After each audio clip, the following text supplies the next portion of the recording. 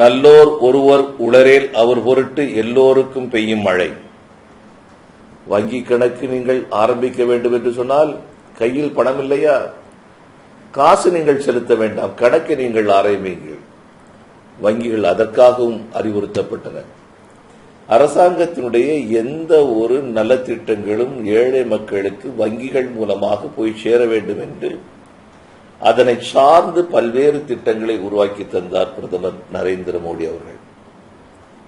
ஏழை குடும்பங்களைச் சேர்ந்தவர்கள் அல்லது யாராக இருந்தாலும் கூட 18 வயதிலிருந்து 70 வயது வரை இருக்கக்கூடிய எவராக இருந்தாலும் உங்களுக்கு விபத்து காப்பீடு திட்டம் உருவாக்கி தர வேண்டும் என்று மரியாதைக்குரிய பிரதமர் நரேந்திர மோடி அவர்கள் விரும்பினார்கள்.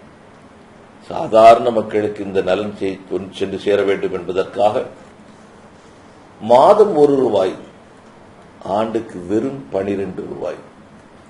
இன்னைக்கு ஒரு டீயினுடைய விலை ஏறக்குறைய ₹3 என்று நான் கருதுகிறேன். 3 இருக்கலாம், 4 இருக்கலாம். நம் டீ குடிக்கிறது கிடையாது, விலையும் தெரியாது. ஆனால் இன்று 12 ஆண்டுக்கு ₹12